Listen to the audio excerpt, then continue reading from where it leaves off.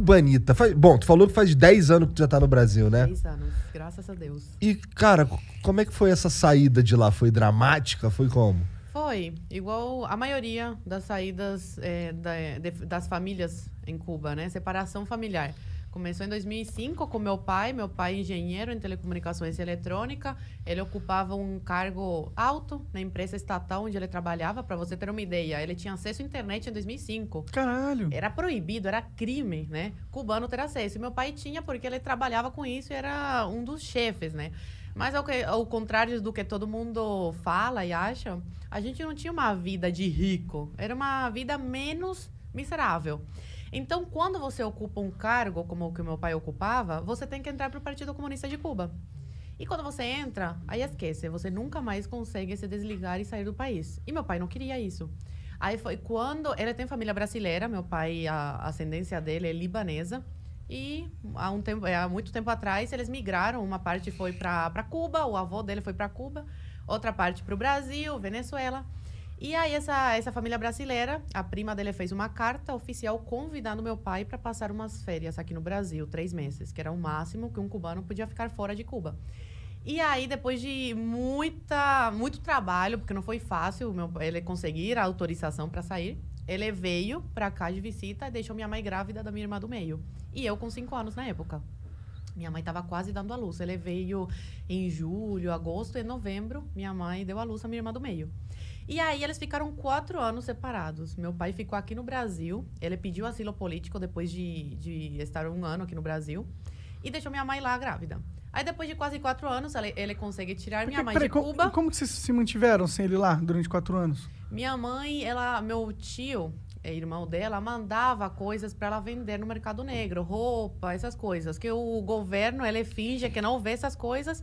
Mas ele sabe o que acontece. E é bom para eles porque faz essa economia de Cuba girar de alguma forma. Como que funciona esse mercado negro? Isso é interessante. Eu imaginei que existiria alguma coisa, né? Porque... Pessoas que têm família fora recebem roupas, sapatos. E é tranquilo deles receberem? Recebem pelo correio? Como que eles fazem isso? Sim, porque aí fica uma comissão com o governo cubano. Entendi. Entendeu? Eles sempre ganham de alguma forma. Entendi. Eles recebem para a pessoa passar esse pacote para dentro da ilha, entendeu? Entendi. Mas Ou pessoas que trabalham sei lá, onde tem carne, essas coisas, em indústria, roubam e vendem no mercado negro também, entendeu? Entendi. Só que aí você não sabe a procedência, nada. Por quê? A gente não sabia de onde saía o frango que minha avó, meu avô compravam para manter a gente em Cuba. Cara, isso é muito louco, porque assim, você tá me contando coisas que pra mim eram fábulas, sabe? Eu achava, eu sabia, quer dizer, já tinha escutado falar como era a vida lá, mas pelo que você tá me falando, uma cubana que viveu lá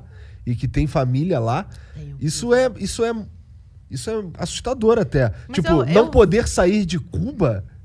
Eu falo isso, que se eu fosse brasileira e não fosse cubana, pra mim acreditar numa coisa dessas, porque parece uma coisa tão longe da realidade aqui do Brasil, né?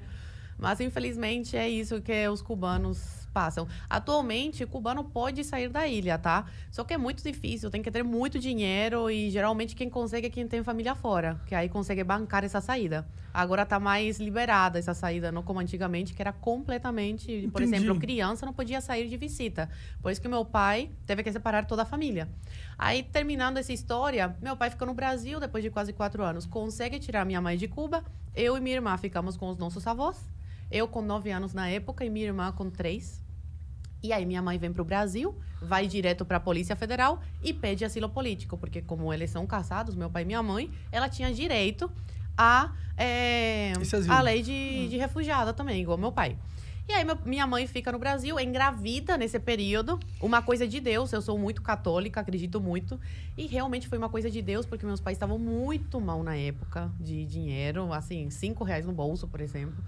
E minha mãe fica sabendo que tá grávida. Aí foi um caos. Meu Deus do céu, como é que a gente vai sustentar mais uma boca, né? E ainda tem que mandar dinheiro para Cuba para nossas filhas lá conseguir, né, comer decentemente, né? Um franguinho, essas coisas. Mas aí acabou que foi uma coisa de Deus, porque ajudou na nossa saída. Ter uma irmã brasileira. Aí depois de quase 3 anos, eles conseguem tirar a gente de Cuba. Meu pai conhece a minha irmã do meio com 5 anos e volta a me ver com 12. E a gente conhece a nossa irmã caçula brasileira, juinvilense, Santa Catarina, com quase 3 anos. Aí, resumidamente, essa é a história da minha família.